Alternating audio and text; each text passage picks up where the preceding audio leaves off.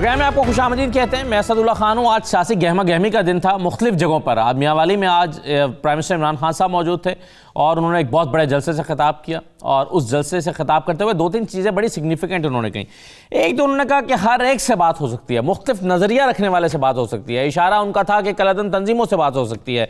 उन्होंने कहा कि बलोच जो लोग हैं जो पहाड़ों पर चले गए उनसे बात हो सकती है, लेकिन वो लोग जिन्होंने इस मुल्क का पैसा लूटा और अपनी जायदादें लेकर बाहर चले गए उनसे बात नहीं हो सकती। एक तो प्राइम मिनिस्टर साहब ने आज ये जो गुफ्तगू की और फिर दूसरी जो सिग्निफिकेंट बात थी, उन्होंने एक बल्दियाती इंतखाबात के हवाले से कहा कि बल्दियाती इंतखाबात अब होने जा रहे हैं तो तैयारी करें कारकुनान। अब इस पर वो जो एक गैर यकीनी की कैफियत रहती थी कि होंगे नहीं होंगे इंतखाबात, मार्च में होंगे, कब होंगे, तो अब इसका मतलब है कि बल्दियाती इंतखाबात केपी में तो हो ही रहे हैं, पंजाब में भी होने जा रहे हैं। इस पर हम गुफ्तगू करेंगे ही, लेकिन आज सिंध में कराची में बड़ा इंपॉर्टेंट दिन था क्योंकि वहाँ पर एक तरमीमी बिल पेश किया है सिंध असम्बली में पीपल्स पार्टी ने और उसको मंजूर भी करा लिया है। और जिस माहौल में हुआ कि हाथापाई होते होते रह गई और तकरीबन हाथापाई का माहौल आप इसको कह सकते हैं, कागज़ फाड़ दिए गए, कॉपियाँ फाड़ दी गई, एक दूसरे पर उछाली गई और एक बड़ा ही नाखुशगवार सा माहौल था। और ऐसे माहौल में यह बिल पास हो गया। अब पीपल्स पार्टी यह कहती है कि हमने ऑपोजिशन का मुतालबात मान लिए हैं, शो ऑफ हैंड्स का मामला मान लिया है, बर्थ सर्टिफिकेट, डेथ सर्टिफिकेट्स का मामला मान लिया है, हेल्थ एजुकेशन पुलिस के हवाले से वो कहते हैं हमने तो इख्तियारात बढ़ा दिए हैं, और जबकि ऑपोजिशन कहती है कि इख्तियारात बढ़ाए नहीं है। अब इसी मसले को लेकर एमक्यूएम की एक मल्टी पार्टी कॉन्फ्रेंस हो रही है और एमक्यूएम के मरकज़ पर, और वहाँ पर इस पार्टी में तकरीबन तमाम ही बड़ी पार्टी जो हैं इस इजलास में वो शरीक हैं। अब इसमें क्या फ़ैसला होता है, क्या मुत्तफ़िका तौर पर वो कोई हिकमत अमली बना पाते हैं इस बल्दियाती बिल के ख़िलाफ़, या ये बस पास हो गया तो हो गया, या फिर अदालतों की तरफ नज़र होंगी। तो इन तमाम चीज़ों पर आज गुफ्तगू करेंगे। कुछ मामला और भी हैं। इस्लामाबाद में मेयर का जो इलेक्शन है वो वीएम के ज़रिए हो रहा है। फिर एक दो चीज़ें और हैं। पंजाब जो है वो भी कुछ ऐसे ही करने जा रही है और फिर वहाँ पर भी एक कमेटी बना दी गई है कि मजबूत तरीन उम्मीदवार ढूंढे जाएँ। तो ये तमाम मौज़ूआत आज हमारे प्रोग्राम में रहेंगे। और पहले जो अव्वल ज़िक्र दो चीज़ें हैं उस पर आज हम सबसे ज़्यादा गुफ्तगू करेंगे। अली गौहर बलोच साहब मेरे साथ मौजूद हैं, मुस्लिम लीग नून के रहनुमा। बहुत शुक्रिया बलोच साहब, खुश आमदीद प्रोग्राम में। आफ्ताब जहांगीर साहब मेरे साथ मौजूद हैं, पाकिस्तान तहरीक इंसाफ के रहनुमा MNA। बहुत शुक्रिया आफ्ताब जहांगीर साहब। कादर मंदो खैल साहब हमारे साथ मौजूद हैं, आप भी MNA हैं और पाकिस्तान पीपल्स पार्टी के रहनुमा। मैं तमाम मेहमानों को, तीनों MNAs को खुश आमदीद कहता हूँ। और कुछ ही देर में मुझे रेहान हाशमी साहब ज्वाइन करेंगे। एमक्यूएम आज होस्ट कर रही है एक मल्टी पार्टी कॉन्फ्रेंस को इस मसले के लिए जो पीपल्स पार्टी के इस बिल की वजह से पैदा हुआ है अपोजिशन जमातों की नज़र में। लेकिन सबसे पहले ज़रा प्राइम मिनिस्टर के खिताब की बात हो जाए। मैं आपको सुनवा भी देता हूँ प्राइम मिनिस्टर ने किस लबो लहजे के साथ, किस अंदाज में उन्होंने कहा है कि सबसे बातचीत हो सकती है, मुल्क का पैसा लूटने वालों से बात नहीं हो सकती। सुनिए जरा। हम सबसे बातचीत करने के लिए तैयार हैं। जो जिनका नजरिया मुख्तलिफ है उनसे हम बातचीत करें, अमन से हल करने के लिए तैयार हैं। चाहे वो बलूचिस्तान में लोग हों, चाहे हमारे पुराने कबायली इलाके के लोग हों, वजीरिस्तान के लोग हों, जिधर भी हों, सबसे हम बातचीत से मसले हल करेंगे। लेकिन कभी जिन लोगों ने करप्शन की है, यानी इक्तदार में आके मुल्क का पैसा चोरी किया, चोरी करके बाहर ले गए, कभी इन लोगों से मेरी हुकूमत इनसे कभी ना इनको एनआरओ देगी ना इनसे कभी मुफाहमत करेगी। क्या फरमाते हैं अली गौहर बलोच साहब? ये तो कोई इम्कान ही नहीं रह गया बातचीत का आपके साथ। बिस्मिल्लाहिर्रहमानिर्रहीम। देखें, एक तो जो प्राइम मिनिस्टर साहब का बयान आया है वो मैं उसके मतलब है कि इसके दो पहलू हैं। एक इसका संजीदा पहलू भी है और दूसरा जो मेरी समझ में पहले आया है तो वो उनका बात करने का मकसद ये है कि जिन्होंने पैसा जो अब लूट रहे हैं, जो अब हुकूमत है, वो जो उनके ATM मशीन, जो उनके दाएं बाएं बैठे वज़रा, जो उनको दोनों हाथों से मुल्की ख़जाने को लूट रहे हैं, मतलब है वो पैसा पाकिस्तान में रखें। जो बैरून मुल्क पैसा चला गया उनसे बात नहीं हो सकती। जो अंदरून मुल्क लूट के अंदरून मुल्क ही लगा रहे हैं, तो इसका मतलब ये है कि उनको इजाज़त है। देखें, बात यह है कि इमरान नियाज़ी साहब ने हमेशा, ये तो उनका ट्रैक रिकॉर्ड है। आफ्ताब जहांगीर की मैं बहुत रिस्पेक्ट करता हूँ, मेरे प्रोग्राम में शामिल हैं, शरीफ आदमी हैं, लेकिन इमरान नियाज़ी साहब का एक ट्रैक रिकॉर्ड है कि उन्होंने हर उस बात की नफ़ी की है जो उन्होंने पहले कंटेनर पे खड़े होकर बातें की, कंटेनर पर खड़े होकर नारे लगाए। कोई ऐसी बात हो जिससे उन्होंने यू टर्न ना लिया हो, हम उसको यू टर्न नहीं कहते, बल्कि हम तो समझते हैं कि ये पाकिस्तान के अवाम के साथ बहुत बड़ा धोखा और फ्रॉड किया। उन्होंने नौकरियों की बातें की, उन्होंने ये भी कहा कि MPs को ग्रांट्स नहीं देंगे, ये एक बड़ी करप्शन होती है, ये भी बात की। फिर उन्होंने, आपको पता है कि ये भी कहा कि बाहर से इतने फंड्स आएंगे, IMF के पास नहीं जाएंगे, बाहर से इन्वेस्टमेंट्स आएंगी, खुदकशी कर लूँगा, ये वो तो एक तवील लिस्ट है बातों की और बातों की। कोई मुझे एक बात असद बता दें कि जिस पर उन्होंने मतलब है कि अपनी बात की खुद नफ़ी नहीं की। देखिए बात ये है, अगर आप कह रहे हैं कि उनका इशारा हमारी तरफ है, तो हम तो उस नैब के, जो कि मतलब है कि नैब न्याजी एक गठजोड़ के जरिए एक विक्टिमाइजेशन हो रही है, हाँ। एक जमहूरी ताकतों को कॉर्नर किया जाता है, एक जमहूरी सिस्टम को सोटा, मेरी गुजारिश, मैं सिर्फ अपनी बात 2 लफ्जों में समेट रहा हूं, वो उनको सोटाज किया जा रहा है और उनको विक्टिमाइज किया जा रहा है। लेकिन जो आपके नाक के नीचे मतलब है कि करप्शन हो रही है और आप उसका हिस्सा है, जिसमें आप देख लें इनका अद्वियात का स्कैंडल देख लें, बाकी बातें सब छोड़ दे, अरबों रुपए खाए, हर चीज में खाए, कोरोना का फंड छोड़ देते, अरबों रुपए हम नहीं कहते। 2 मिसालें मैं सिर्फ दूंगा आपको। दो तो देखें ना, मेरी गुजारिश ये है कि अगर ये सब इल्जामात आपके दुरुस्त हैं तो जाहिर है आप भी आएंगे, रेफरेंसेस बनाएंगे, आप भी इनके पर मुकदमात कायम करेंगे। लेकिन आज जो शहबाज शरीफ साहब पर चालान जमा हो रहा है, आज हुआ है, अगरचे वो दूसरी अदालत में ले गए, फिर उन्होंने वापस किया, लेकिन चालान तैयार है, उसकी कॉपी उन्होंने आज अदालत में पेश कर दी प्रोसिक्यूशन ने। लेकिन कहने का मतलब है उसमें 23 मुल्ज़िमान हैं, फिर वो उसमें वो 25 अरब रुपए की मनी लॉन्ड्रिंग है और उसमें बैंक ट्रांजैक्शंस का रिकॉर्ड मौजूद है। वो कहते हैं हमारा पास पूरा रिकॉर्ड है, वो चालान पेश हो गया है और उसका रद्द क्या है आपके पास? देखिए गुजारिश ये है कि मैं उस मुकदमे की तरफ भी आता हूँ, लेकिन बात करने का मकसद ये है कि ये जो FIA की आप बात कर रहे हैं, वो FIA भी एक वही अदारा है ना जिसके जो पहले सरबराह थे। क्या सारे बैंक FIA के जिनका रिकॉर्ड मौजूद है? मेरी गुजारिश, जिन बैंक्स के साथ ट्रांजैक्शंस हुई हैं, वो मेरी गुजारिश इंडिपेंडेंटली काम करते हैं। हमारी जितनी लीडरशिप है, उन्होंने पिछले 3 साल में, बल्कि 4 साल से आपको पता है कि हर अदालत को फेस किया है, हर इदारे को फेस किया है। मुझे ये बताएं कि जब ये नैब वाले केसेस लेकर अदालतों में जाते हैं और 2-2 साल रेफरेंस पेश नहीं करते और फिर उसके बाद अदालतों में साबित नहीं कर सकते, अगर ये सारी बातें सच्ची हैं, वो कहते हैं ना कि विचू खाई जाओ तो उतू रोला पाई जाओ। चलें, आफ्ताब जहांगीर साहब दोनों हाथों से खा रहे हैं और ऑपोजिशन पर इल्जामात दे रहे हैं। हाँ, इदारों का काम मुझे ये बताएं, जो मैंने इतने बड़े बड़े इनके स्कैंडल हैं, उस पर नैब एक्शन क्यों नहीं लेता? ये दूसरी बात करते हैं कि अदालतों में जाए। अदालतों का काम एक्शन लेना नहीं, अदालतों का काम फैसला करना है। जो नैब हम पर झूठे मुकदमात बना रहा है, वो इस सिलेक्टेड हुकूमत पर सच्चे मुकदमात क्यों नहीं बनाता? वो BRT पेशावर का मुकदमा क्यों नहीं बनाता? तायुन तो भारत अदालत से अदालत ने करना है ना, लेकिन नैब झूठा या सच्चा है, यही जिसमें सजाएं हुई हैं, इसका मतलब वो सच्चा है। यही अभी तक नहीं हो पाई, उसके बारे में ना झूठा कह सकते हैं ना सच्चा कह सकते हैं। जो यही नैब का चेयरमैन जिसने बयान दिया कि अगर मैं 2 केसेस भी PTI के खिलाफ खोल दूं तो इनकी हुकूमत।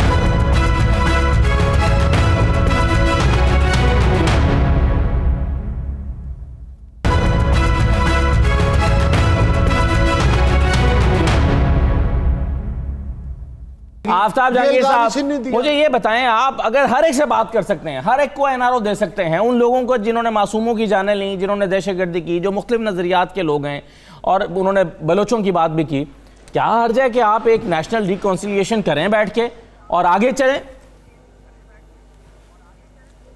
अच्छा असदुल्ला भाई, बहुत शुक्रिया, आपने मुझे अपने प्रोग्राम में मौका दिया, और बलोच साहब को मेरा सलाम। अब ये नहीं पता ये कोयटा के बलोच हैं या पंजाब के बलोच। अच्छा, और दूसरा मंदू खेल साहब मेरे दोस्त भी हैं, उनको भी मेरा सलाम। देखिए असदुल्ला भाई, आपने जो सवाल किया था, मेरे भाई ने उनका जवाब नहीं दिया आपको। सही है, बात ये है कि देखें, ये कहते हैं कि जी नैब ये कहते हैं FIA। आपने जो बात की वो बड़ी रेलिवेंट थी कि ये इदारे जो है, या तो ये कहना कि जी ये FIA हमने इस 3 सालों में बनाया और अपने अपॉइंटी अपनी पसंद के PTI के वर्करों को अपॉइंट किया और उन्होंने इनके खिलाफ केसेस शुरू कर दिए, या नैब के अंदर हम लेकर आए और हमने आकर इनको किया। ये इदारे हैं मुल्क के, इनकी जिम्मेदारी है, ये सच्चे केस बना रहे हैं ये झूठे केस बना रहे हैं, इनकी भी तहकीकात होनी चाहिए। और अदालतों में जाकर वकील टाइम मत मांगे। ये फिर कहते हैं 3 साल हो गए हमें अदालतों का। आपको चाहिए कि आप जाकर कहें, मरियम नवाज साहब जाके कहें, साहिबा कहें, शहबाज शरीफ कहें, हमजा कहे, नवाज शरीफ कहे कि डेली बेसिस पे हमारा अदालतों से तारीखें, वैसे पिछले 6 महीने से आपके वकील अदालतों में, अली गौहर बलोच साहब आपके वकील अदालतों से तारीखें मांग रहे हैं पिछले 6 महीने से। हमारी तो हर हफ्ते तारीख होती है, हमारे जाके तारीख मांग लेते हैं। परवेज साहब जो है वो लंदन गए हुए महीना हो गया अब, और उनके एसोसिएट जो है वो केस नहीं। असदुल्ला भाई पहले उससे बात तो कर लीजिएगा, आप उनकी बारी में असदुल्ला भाई उससे बात, आफ्ताब जहांगीर साहब की बात, असदुल्ला भाई बात उससे कर मरियम साहिबा को साथ लेकर एहतसाब की असदुल्ला भाई और high court Islamabad high court में भुगती आपके सामने पूरे पाकिस्तान की बात मुकम्मल हो जाए फिर मैं आगे बढ़ता हूं जी। आफ्ताब भाई को मौका दें जी। अच्छा जी, देखिए बात यह है कि अगर अदालतें कि जी फलाना आया कहते अभी मैंने केस तैयार नहीं किया, अभी मैंने समझने की कोशिश की, अभी मैंने ये करने की कोशिश की, मुझे डेट दे दो, मुझे डेट दे दो, अभी 6 दिन दे दिए, 10 दिन दे दिए, ये तो 10 साल चलते रहेंगे केस। अच्छा, कोशिश ये होती है कि ये इतने लंबे चलाएं कि जब हुकूमत चेंज हो जाए तो फिर अपनी मर्जी के, अगर अल्लाह ने इनके ऊपर रहम कर दिया है तो ये आ गए तो फिर सारी चीजें खत्म हो जाएंगी। मैं ये कहता हूं कि देखें इदारे मजबूत होने चाहिए। आज अगर हमने कोई करप्शन की है तो इस बात के लिए हमें तैयार होना चाहिए। अगर आफ्ताब जहांगीर ने कोई करप्शन की है, आज तो हो सकता है कि मैं अपना इन्फ्लुएंस इस्तेमाल करके उसको थोड़ा सा दबा दूंगा, खत्म कर दूंगा, है कि फाइलों के नीचे दबा दूंगा, लेकिन वक्त उसको नहीं दबने देगा। वक्त है, ये वक्त जब आएगा, ये तो जब वक्त आएगा तो फिर ये फाइलें फिर अच्छा सुन लें अब मेरी बात पूरी, तो ये फाइलें फिर ऊपर आ जाएंगी, फिर सबको पेश होना पड़ेगा। मैं ये कहता हूं कि PTI हो, नून लीग हो, चाहे कोई भी हो, अगर किसी ने कोई गलत काम किया है, किसी ने इस मुल्क का पैसा लूटा है, किसी ने इस मुल्क के साथ धोखाधड़ी की है उसको चाहिए कि उसको कटहरे में आना चाहिए। आसिफ जहांगीर साहब इज वेरी लकी भाई, जी सही है आपकी बात समझ गया मैं, लेकिन आसिफ जरदारी साहब इज वेरी लकी कि उनका दूसरी हुकूमत में भी, जैसे आज उनकी हुकूमत नहीं है। सर मेरा पॉइंट ले लेना, मैं जरा काजिम मंदूर साहब को भी शामिल कर लूं गुफ्तगू में। मैं जी तो मैं कर लेता हूं, मैं एक बात और ऐड कर देता हूं। देखें बात यह है कि फाइलें ना जले, रिकॉर्ड ना जले, है अगर हर चीज इंटैक्ट हो तो फिर कभी किसी को इतना लंबा जो है वो रिलीफ नहीं मिल सकता। और मैं ये समझता हूं कि जब रिकॉर्ड पे मौजूद है कि मरियम साहिबा ने ये कहा कि मेरा तो पाकिस्तान, दुनिया में क्या पाकिस्तान में भी कोई प्रॉपर्टी नहीं है, असदुल्ला भाई ये बात कही कि नहीं कही, और उन्होंने कहा खड़े होकर कौमी असम्बली में ये वो जराए हैं, वो जराए बता देना। ठीक है, अदालत मांग क्या रही है, अदालत हमारे लिए अगर इनके हक में फैसला आपने कहा रिकॉर्ड जले, रिकॉर्ड जलना तो एक बात है। आसिफ जरदारी साहब की मैं बात कर रहा था कि वो लकी हैं, उनका रिकॉर्ड गायब हो जाता है, असल कागजात। अब जो ट्रैक्टर रेफरेंस उनका एक चल रहा है, कल इस्लामाबाद हाईकोर्ट में पता चला कि उनका असल जो कागजात हैं वो नैब से गुम हो गए। और इत्तफाक की बात है, जब हमने उसको थोड़ा सा स्टडी किया और स्टडी करते हुए पीछे गए तो जो कोटेक्ना रेफरेंस था उसमें भी नैब से असल कागजात गुम हो गए थे। तो ये जरदारी साहब के असल कागजात नैब से गुम हो जाते हैं तो जाहिर है अदालत में जाकर उनको फिर फेवर तो मिलनी है। कादिर मंदोखल साहब, तो जरदारी साहब का तो इसमें जाहिर है कोई कसूर नहीं है।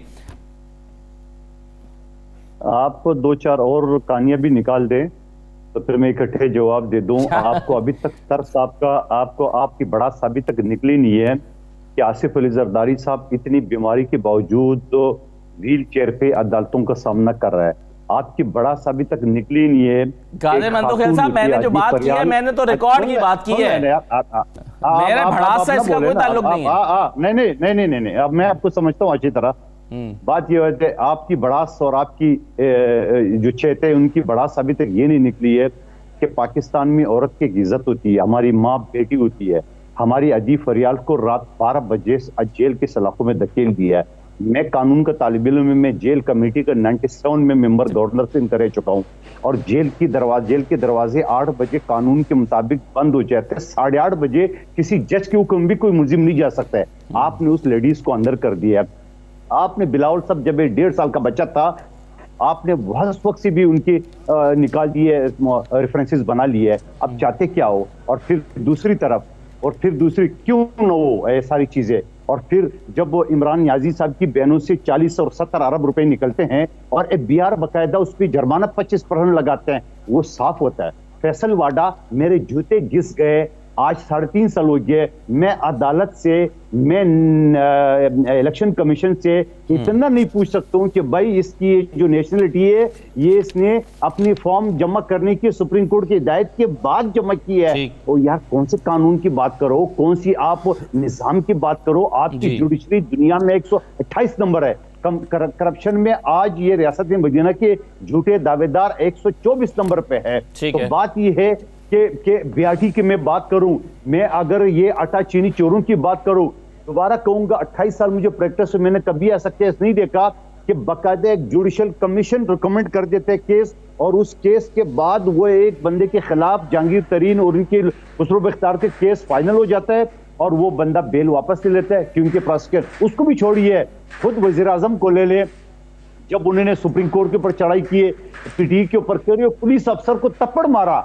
आपको पता है इंसदाद दहशतगर्दी से 1.5 साल तक ये रिपोर्ट रहा, और 1.5 साल बाद जब वो अदालत में जाता है तो क्लीन चिट उसको मिल जाती है। कानूनी शहादत आर्टिकल 164 के मुताबिक मैं और आप ये कोई भी वीडियो जब आ जाती है किसी के, उसके बाद उसकी किसी गवाही की जरूरत नहीं है। बात कर रहे हैं निजाम के खराबियों के जिम्मेदार कौन है? वो लोग, तमाम लोग, निजाम की, आप लोग हो इसका कसूरवार। आप मी लॉर्ड कह के अंदर दाखिल होते हो, आप बाहर निकल के कहते हो ये जज चोर है, ये डाकू है, जब अंदर जाते हो तो कहते हो मी लॉर्ड, और बाहर निकल के कहते हो ये चोर है, डाकू है। आप लोगों को कहते हो कि वकला के साथ, मुझे छोटा सा ब्रेक लेने दे, मगर मसला ये है कि आप तमाम मेहमान जिस निज़ाम की खराबियों की तरफ इशारा कर रहे हैं, इस निज़ाम को ठीक करना, बनाना उन्हीं लोगों की जिम्मेदारी है जो पाकिस्तान में हुकूमतें करते रहे और बार बार करते रहे और बदल बदल के करते रहे, और वो भी जो पिछले 3.5 साल से हुकूमत में हैं, तो उन सब की जिम्मेदारी है निज़ाम को ठीक करना। मैं एक ब्रेक लेकर वापस आता हूँ। एक बल्दियाती निज़ाम भी आ रहा है, उस निज़ाम को ख़राब किया जा रहा है या उस निज़ाम को ठीक किया जा रहा है? इस पर MQM मल्टी पार्टीज कॉन्फ्रेंस कर रही है जो इस वक्त जारी है, और उनका जो नुक्ता नज़र है वो ये कि तमाम इख्तियारात, पहले ही वो शोर मचाते हैं कि इख्तियारात नहीं थे, और अब वो कहते हैं कि इख्तियारात और छीन लिए गए हैं, जबकि पीपल्स पार्टी कहती है हमने तो इख्तियारात बढ़ा दिए हैं। तो बढ़ाए गए हैं या छीने गए हैं इख्तियारात सिंध में? इस पर बात करते हैं, छोटा सा ब्रेक लेते हैं, ब्रेक के बाद वापस आते हैं।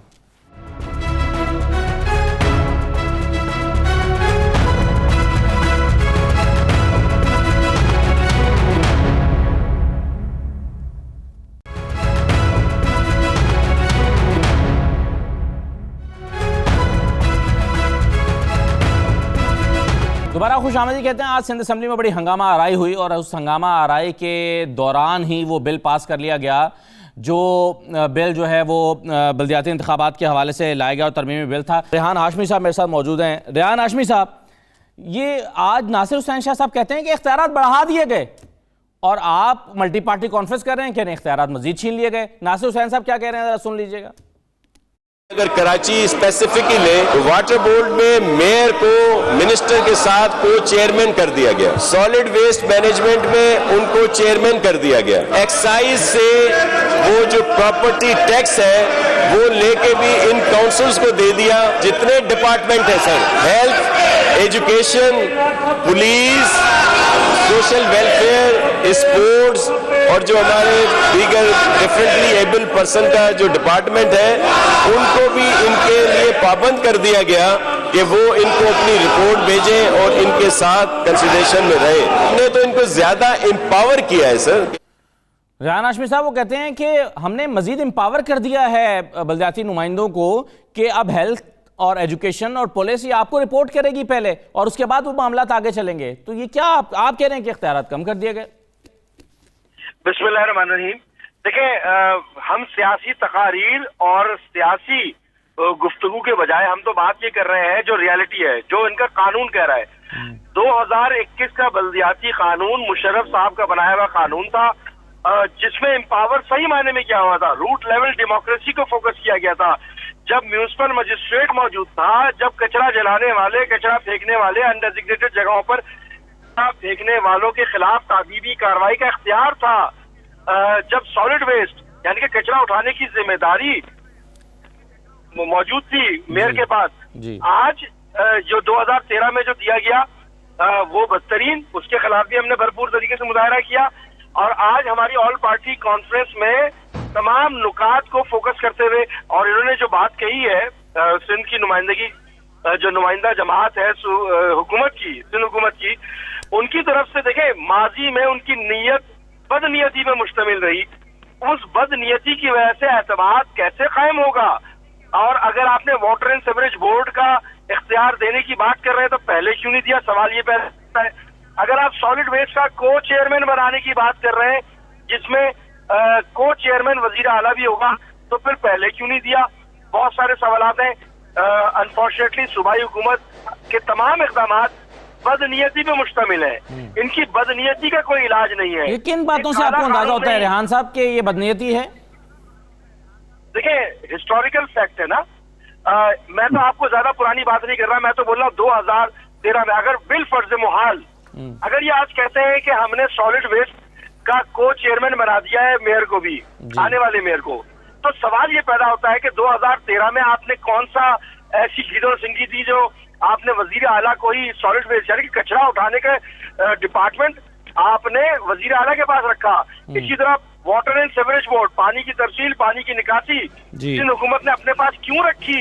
इसी तरह केडीए हो गया, एलडीए हो गया, ये तमाम इदारे आपने अपने पास क्यों रखे?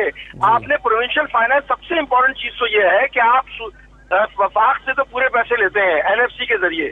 वफाक के नुमाइंदे कहते हैं कि सूबे को पूरे की अदायगी की जाती है ताकि वो प्रोविंशियल फाइनेंस कमीशन अवार्ड करे, मगर बदनीयती यहाँ पर भी है। आज मैं आपके प्रोग्राम के तवज्जुह से अप्रॉक्सीमेट फैक्ट्स एंड फिगर बता दूं, अरबों रुपए सिंध हुकूमत पर वाजिबिल अदा है प्रोविंशियल फाइनेंस कमीशन की मद में। क्यों नहीं अदायगी हो रही है?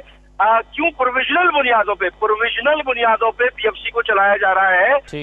ये आप अदायगियां शुरू करें। और एक और चीज इसके साथ नोट कर लीजिएगा, देखिए वर्ल्ड बैंक का क्लिक प्रोग्राम है। वर्ल्ड बैंक की रिपोर्ट 2018-19 का मैं रेफर करता हूं आपको, जिसमें उन्होंने सर्वे किया था क्लिक प्रोग्राम के तहत जो कराची में डेवलपमेंट होनी है स्टॉक वाटर ड्रेन और सीवरेज की निकासी वगैरह के ऊपर, जिसके कई अरब रुपए आने हैं और कुछ आ भी चुके हैं, जिसके ऊपर सिंध हुकूमत की जिम्मेदारी के काम करे। वो अपनी इनिशियल रिपोर्ट्स में कहते हैं अपने कंक्लूसिव रिमार्क्स में कि सिंध हुकूमत में डेवोल्यूशन ऑफ पावर नहीं है। इन्होंने तमाम इख्तियारात अपने पास रखे हुए हैं। उसमें टैक्स कलेक्शन का मैकेनिज्म है, उसमें म्युनिसिपल मजिस्ट्रेट है, उसमें क्या काम है? सही है जी, ठीक है, बिल्कुल सही है। तो चलें, जो आप चीज़ें कह रहे हैं कादिर मंदोखल साहब, पहले इसका जवाब दे दीजिए, फिर मैं अगली बात करता हूं जिसका जवाब आफ्ताब जहांगीर साहब देंगे। लेकिन पहले ये बताएं कि ये रिपोर्ट का हवाला दे रहे हैं रेहान हाशमी साहब कि आपने जो पावर्स को है वो तकसीम नहीं किया बलदियाती नुमाइंदों तक, और फिर अरबों रुपए आपकी तरफ वाजिबुल अदा हैं। फिर ये तमाम चीज़ें, तमाम इख्तियारात आप अपने हाथ में क्यों रखना चाहते हैं? और फिर ये जो आप कह रहे हैं कि जी हम ये रिपोर्ट करेंगे हेल्थ और एजुकेशन पहले नुमाइंदों को, और फिर वहाँ से सिंध हुकूमत के पास जाएगी, लेकिन बुनियादी इख्तियारात जिसमें हायरिंग के मामला हैं, जिसमें कलेक्शन के मामला हैं, जिसमें फंडिंग के मामला हैं, वो सारे तो सूबाई हुकूमत ने अपने पास रखे हैं। तो ये अगर रिपोर्ट जाएगी भी तो डाकिए का काम करेगा बलदियाती नुमाइंदा, तो इससे इख्तियारात तो नहीं बढ़ जाएंगे? असदुल्ला खान, पहली बात तो ये कि ये जो वर्ल्ड बैंक का क्लिक प्रोग्राम का हवाला दे रहे हैं जी, इनसे जरिए पूछो वर्ल्ड बैंक का क्या ताल्लुक है हमारे इख्तियारात के बीच में। बोले वो है, होते कौन है? वो पैसे दे रहे तो हमें डिटेक्शन न दे, नंबर एक बात। दूसरी बात ये है कि कराची जो पिछले साल डूबा था, उसी डिस्ट्रिक्ट सेंट्रल का चेयरमैन ये रेहान हाशमी साहब थे। क्यों डूबा था ये जवाब ये खुद देंगे। और फिर तीसरी बात ये है कि ये जो अभी बात फरमा रहे थे, मुझे नहीं समझ में आ रहा है इनको अब इस बिल पे, आज जो बिल पास हो इस पे रोना था या 2013 पे था? क्योंकि 2013 में जो बिल पास हुआ है उस बिल के तहत इनके वसीम अख्तर साहब, रेहान हाशमी समेत इन्होंने 4 साल हुक्मरानी की है, और इनकी हुक्मरानी को इनकी अपनी साबिक मेयर मुस्तफा कमाल और अरशद वोरा जो छोड़ चुके हैं। मेरा एक छोटा सा सवाल है कादिर मंदोखल साहब आपसे, इख्तियारात भी है, मेरा छोटा सा सवाल है आपसे। सुन लो आप पहले जी, आप इसे सवाल है, आप इसको जवाब शामिल कर लीजिएगा ना अपने जवाब में इसको भी, कि जब आप कहते हैं कि कोई इलाका डूब गया है तो डूबता इस वजह से है कि वहां पर ब्लॉकेज हो जाती है, वहां पर जो निजाम है निकासी का वो नहीं होता, और ब्लॉकेज इसलिए होती है कि कचरा नहीं उठाया जाता, और कचरा उठाने का इख्तियार जो है वो सिंध हुकूमत के पास है। आप अपनी तरफ से कहानियां ना बनाओ। नहीं है ब्लॉकेज जिस वजह से हुआ, नहीं ये सुन लो यार, अभी आपको पता ही नहीं कराची का आप बोल रहे हो। वो ब्लॉकेज जिस वजह से हुआ है कि जो ग्रीन लाइन जिस पे कल ये दोनों पार्टी आपस में लड़ रहे थे, इस ग्रीन लाइन का जो सीवरेज सिस्टम था वो बीच में ब्लॉक कर दिया है। मेरा नाना का घर है बी ब्लॉक में, मैं जमाने से वहां पे आता जाता हूँ। वो नीचे पुल है जिसको एडी सेंटर बुलकिल कहता है, वहां नाला गुजरा था, उस नाले को बंद कर दिया। उसके आगे ये रोड सीधे गुजार के जो नाले के बीच में आ रहा है उसको बंद किया। तो जब बंद कर दिए तो ब्लॉकेज होगा, जब ब्लॉकेज होगा तो ब्लॉकेज होगा। तो ये रेहान हाशमी साहब इसका जवाब, मतलब इसके जिम्मेदार बलदियाती नुमाइंदे हैं क्या? हाँ, रेहान हाशमी मैं जवाब दे देता हूं। असदुल्ला भाई मैं जवाब दूंगा। मुंतजिमीन है। जी आफ्ताब जहांगीर साहब। अच्छा देखिए असद भाई, मेरे भाई कादिर भाई बात कर रहे थे जी। नहीं मुझे पता है आप बड़ी उम्र में बड़ी, वो 4 साल चेयरमैन रह चुका है, उसको उससे जवाब लेने दो। उनसे भी ले लेते हैं। आफ्ताब जहांगीर साहब जरा ऐड कर चले भाई, चले पहले रेहान भाई से ले ले। रेहान भाई से ले ले। रेहान साहब आप स्पेसिफिकली क्वेश्चन आपके ऊपर आ गया, क्यों डूबा था बताएं सेंट्रल। अच्छा मैं तो पॉइंट टू पॉइंट बात कर रहा हूँ ना, मैं तो रोना धोना ये नहीं कर रहा। आपने पूछा बदनीयती का, मैंने बदनीयती की मिसाल बताई कि बदनीयती ये नजर नहीं आती कि 2013 का कानून जब पास किया उसके तमाम इख्तियारात कंसंट्रेट क्यों किए। मैं तो सिंपल ये कह रहा हूँ, मैं रोना धोना नहीं कर रहा। मैं तो बोल रहा हूँ आपकी बदनीयती के सवाल। कौन सा अच्छा था? 2013 अच्छा था, 2021 अच्छा था, ये तो बताओ ना। अभी पता नहीं चल रहा है, मुझे नहीं समझ में आ रहा आपकी बात। कौन सा वाला अच्छा था जिसमें 4 साल आपने मजे लूटे, या जो आपको अभी मजे नहीं मिल रहे वो अच्छा? आप एक काम करें मेरे प्यारे मंदू खेल भाई, एंकर का सवाल मेरे पास आ गया है, मैं उसका जवाब देने दें जी। दूसरी चीज वजीर आला सिंध मुराद अली शाह साहब को और उसके बाद गवर्नर सिंध को मैं ही लेकर गया था। मंदू खेल साहब की ये इंडिकेशन दुरुस्त है, क्योंकि ये इंडिकेशन मैंने ही कराई थी। ग्रीन लाइन का जो प्रोजेक्ट था, एक नहीं 2 जगहों पर वहां पर मिसमैनेजमेंट किया था उन्होंने। और ये मिसमैनेजमेंट क्यों था? क्योंकि वो खातिर में ही ला रहे थे। सिंध हुकूमत के जेरे इंतजाम चलने वाले डिप्टी कमिश्नर के कोऑर्डिनेशन में थे। भाई वफाक और तमाम इदारों को आपस में कोऑर्डिनेशन होनी चाहिए ना। मैं ही था जो वजीर आला सिंध को और उसके बाद फिर गवर्नर साहब को उन जगहों पर पॉइंट पे लेकर गया था। मेरे कुछ दोस्त नाराज भी हुआ, हमारे वफाक के दोस्त, लेकिन मैंने कहा कि देखें बात यह है कि सूबे का अगर इख्तियार है तो क्या करूं, मैं बाइकआउट कर दूं वजीर आला का? वजीर आला तो है ना, हम उससे नहीं बोलेंगे तो किससे बोलते हैं? ये मसला था जो आज तक किसी न किसी सूरत में जारी है। और ये क्यों है? उसकी वजह यह है कि एक शहर के इंतजाम और इंसराम का फैसला करने का इख्तियार एक अथॉरिटी को होना चाहिए। 4 अथॉरिटी है, एक तरफ KMC है, एक तरफ DMC है, एक तरफ KDA है, कंटोनमेंट है, डिप्टी कमिश्नर ऑफिस है। ये मिक्स चार्ज जो बनाया हुआ है ना, ठीक है, रिफॉर्मेशन की जरूरत है। रिफॉर्मेशन 2021 का ना करें, लेकिन कम अज कम जो लेजिस्लेटर्स है, लेजिस्लेटर्स का काम गटर खोलना या डेवलपमेंट के काम सही है। लेकिन एक चीज का जवाब जो है ना, इस रेहान साहब आपका और बाकी लोग जो इतराज उठा रहे हैं उसका जवाब दिया है मुराद अली शाह साहब ने आज। मुराद अली शाह साहब कहते हैं कि भाई कानून उस पार्टी की जिम्मेदारी है जिसको अवाम ने मेजोरिटी दी है, और सिंध असम्बली में मेजोरिटी हमारे पास है, तो जो हम बेहतर समझेंगे वो कानून लेकर आएंगे। आप इस मेजोरिटी का एहतराम क्यों नहीं करते? ये उनका आर्गूमेंट है। जरा सुनवाइए जी मुराद अली शाह साहब ने क्या कहा है। सूबाई असेंबली की में हम मेजॉरिटी में हैं। इस सूबे के लोगों ने हमें इलेक्ट किया, ना सिर्फ एक बार इलेक्ट किया, जब से पाकिस्तान पीपल्स पार्टी बनी है हर वक्त पाकिस्तान पीपल्स पार्टी ने सबसे ज्यादा वोट लिए और सबसे ज्यादा मेंबर्स आए। गवर्नर साहब इस मेजॉरिटी जो इस तरफ बैठी है जिसने बिल पास किया उस पे इल्जाम लगा रहे थे कि वो हॉर्स ट्रेडिंग के लिए कर रहे हैं। अमेंडमेंट्स इधर शोर मचा के कागज फाड़ के तो नहीं डालते। इस सूबे की बदकिस्मती है कि एक अनपढ़ अपोजिशन आ गई है। हमारे पास फेडरल गवर्नमेंट में भी एक जाहिल और अनपढ़ गवर्नमेंट आ गई है। वो कह रहे हैं हमारे पास जाहिल और अनपढ़ अपोजिशन है। और आफ्ताब साहब वो कहते हैं कि जैसे आपके पास वफाक में कानून साजी आपका हक है, ऐसे सिंध में कानून साजी हमारा हक है। अच्छा असदुल्ला भाई, मुराद अली शाह साहब ने तो सारा मसला ही हल कर दिया, समझे ना। उन्होंने तो बहुत अच्छी बात कर दी कि जी PDM का भी किस्सा तमाम हो गया, अली बलोच भाई भी अपना काम करें, मंदू खेल भी अपना काम करें कि भाई जिसके पास मेजॉरिटी है उसको इख्तियार है कानून साजी करने का। तो फिर इख्तियार वफाक में हमारे पास है, तो फिर किस बात का शोर मचा रहे हैं आप? तो जब आपने सूबे में कर ली, हमने वफाक में कर ली। इस अगर कुलिये पे चले, मैं ये समझता हूँ असदुल्ला भाई, संजीदगी की बात ये है कि हमने, ये उसमें मैं भी शामिल हूँ, हम कह रहे हैं, हमने पार्लियामेंट को वो इज्जत नहीं दी जिसकी पार्लियामेंट हकदार थी। हमने डिबेट नहीं की, हमने वफाक में भी डिबेट नहीं की। वफाक में ने जो अपोजिशन ने किरदार अदा किया वो सिंध असम्बली की अपोजिशन ने सिंध असम्बली में अदा किया। होना ये चाहिए था, क्योंकि लोग ऊपर देखते हैं, बड़े को देखते हैं, फिर बड़े का जो अक्स है वो नीचे आता है। अगर पार्लियामेंट, कौमी असम्बली जो है सुबह और सेनेट जो है संजीदा गुफ्तगू करती और वहाँ पर बिल्स के ऊपर, वहाँ पर लेजिस्लेशन के ऊपर अपनी वो करती, वहाँ पर भी आपने देखा कि पहले दिन प्राइम मिनिस्टर साहब जिस वक्त ओथ उठाने आए तो जो प्राइम मिनिस्टर उस वक्त हाल किया था अपोजिशन ने, उसका रिफ्लेक्शन अभी तक चल रहा है। जब शुरू होते हैं बात करने के बाद वो जो लड़ाई झगड़ा, कागज फाड़ना, अब वो उसका रिफ्लेक्शन आपको सुबह सिंध के अंदर नजर आया। मैं ये कहता हूं कि देखिए 2013 की बात कर रहे थे रेहान भाई, है कि नीयतों की बात, उसको छोड़कर हमें 2018 के ऊपर अगर हम संजीदगी के साथ गुफ्तगू करते तो हो सकता है बहुत सारी अच्छी चीजें हो सकती थी इस बिल के अंदर, जो खदशात थे वो भी दूर किए जा सकते थे। लेकिन क्योंकि संजीदा गुफ्तगू नहीं हुई, जिसका नतीजा ये है कि बहुत सी चीजें ऐसी लगती हैं कि ये बहुत बेहतर है, लेकिन वो इस शोर शराबे की नजर हो गई।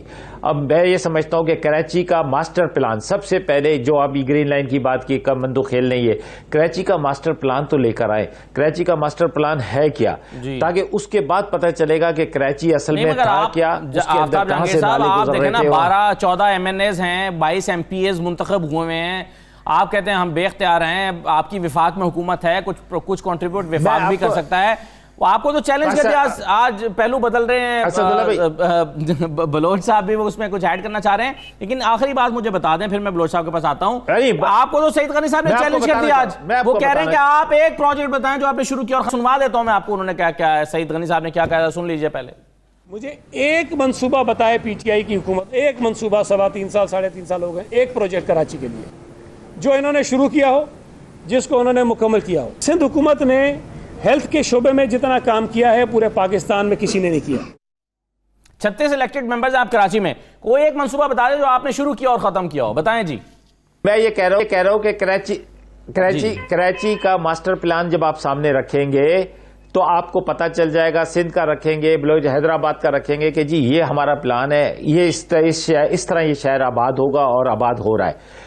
देखिए मंसूबों का ये होता है कि कराची के अंदर ग्रीन लाइन मंसूबा था, इसके अलावा आप एक ऑरेंज लाइन मंसूबा था, तो ये पहले से मंसूबे थे। ये अगर हम मुकम्मल किए बगैर हम कोई येलो लाइन शुरू कर देते तो लोग कहते भाई पहले वाले तो मुकम्मल हुए नहीं, अब येलो लाइन आ गई है बीच के अंदर। इसी तरह हमारा K4 का मंसूबा है पानी का, वो कितने सालों से पड़ा हुआ है, अगर वो मसला हल हो जाता है 2023 में जैसे वफाक कह रही है, आप कह रहे हैं कि आपने बेहतर समझा कि पुराने मंसूबों को पहले मुकम्मल किया जाए फिर नए इनिशिएट किए जाएं। अच्छा चलें, अच्छा फिर नया मंसूबा भी तो कोई नहीं। असदुल्ला भाई एक मिनट यार प्लीज यार, आपने बहुत टाइम दिया है बलोच साहब को और क्या टाइम दिया, उनका तो मसला ही हल कर दिया ना मुराद अली शाह ने कि भाई तुम अक्सरियत ही नहीं है तो तुम खामाखा शोर मचा रहे हो, समझे ना, तुम शोर मत मचाओ, 2023 में अवाम की अदालत में जाओ।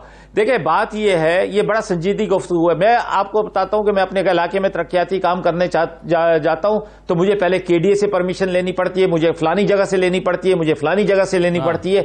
कोई ऐसा सिस्टम होना चाहिए, सूबाई सिस्टम होना चाहिए कि जो वन विंडो ऑपरेशन हो, कि वहां पर जाएं और अपनी वहां से सब जगह की परमिशन मिल जाए। लेकिन खुदा यहां पर क्या है कि बगैर, आपको पता है जो निजाम है उस निजाम के बगैर फाइलें ऊपर नीचे हो जाती हैं, रिकॉर्ड जल जाता है, फिर रिलीफ मिलता है, फिर लंबे अरसे चलते हैं मुकदमे।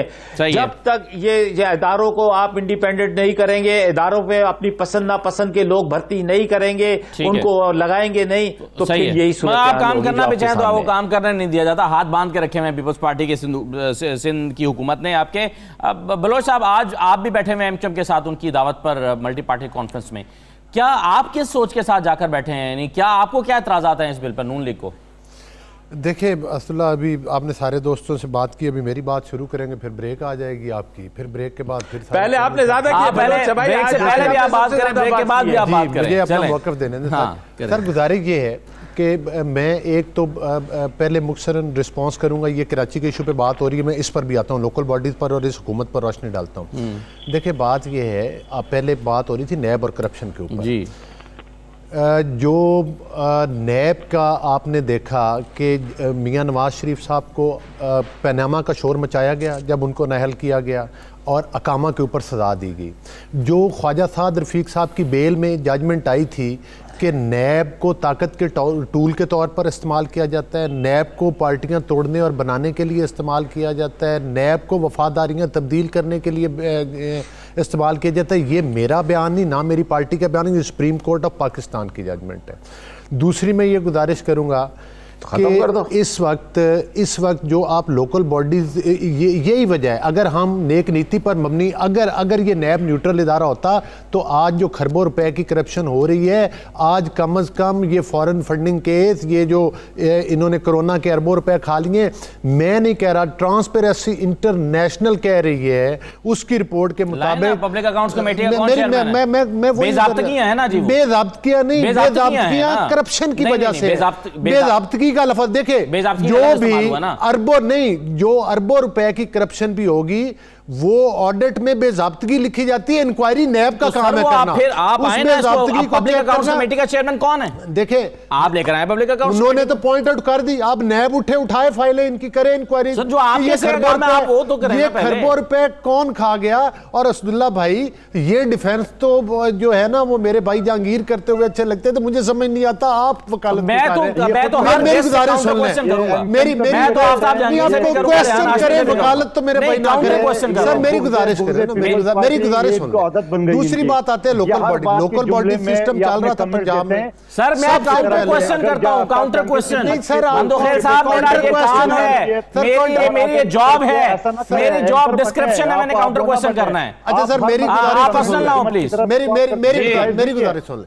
देखिए लोकल नहीं सर, मेरे एंकर का काम मुझे मत समझाएं, मुझे 15-20 साल हो गए ये काम करते हुए। सर जी कादर भाई, एक मिनट, कादर भाई इस तरह देखें, आप प्रोग्राम के शुरू से मुझ पर हमलावर हैं और आप, मैं खंदा पेशानी से आपके हमले सह रहा हूं क्योंकि आप मेरे मेहमान हैं, आप मेरे लिए काबिल एहतराम है सर। आप इस तरह बुग़्ज़ रखते हो अपने ज़हन में? नहीं बुग़्ज़, आप कमाल कर रहे हैं। आप आफ्ताब जहांगीर से मैं काउंटर क्वेश्चन करूंगा, जो बात की सुन ले, मेरी जवाब सुन ले। कादर भाई मेरी गुजारिश तो पूरी हो लेने दें।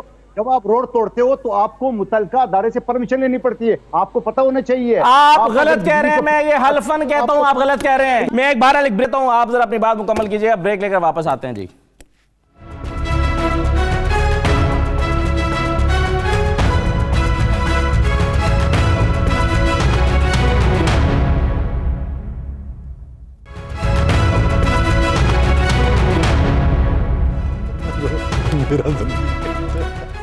ब्रेक के बाद दोबारा खुशामदी कहते हैं। गौरव बलोच साहब, वो सवाल रह गया जो मैंने आपसे किया था कि आप एमक्यूएम की ऑल पार्टीज कॉन्फ्रेंस में बैठे हैं, शरीक हैं, आपको भी इसका मतलब है तहफ़्फ़ुज़ात हैं उस बिल पर जो पीपल्स पार्टी लेकर आई है, क्या तहफ़्फ़ुज़ात हैं? देखिए तहफ़्फ़ुज़ात नहीं, ज़ाहिर है एमक्यूएम ने बुलाया है, एमक्यूएम अपना मौक़िफ़ दे सिंध में, ज़ाहिर है उन्होंने पार्टी वो मतलब है कि मीटिंग बुलाई है जिसमें वो अपने तहफ़्फ़ुज़ात, ज़ाहिर है कि वहाँ पर वो उनका लोकल बॉडी से, मेयर साहब का उनका था कराची से जी। मैं तो आपको ये गुजारिश करूँगा कि ये जो मौजूदा हुकूमत है, हमारी वफाकी हुकूमत है, जो कि एक RTS सिस्टम के जरिए ऑलरेडी 2018 में इलेक्शन कमीशन ऑफ पाकिस्तान के आगे तमाम ऑपोजिशन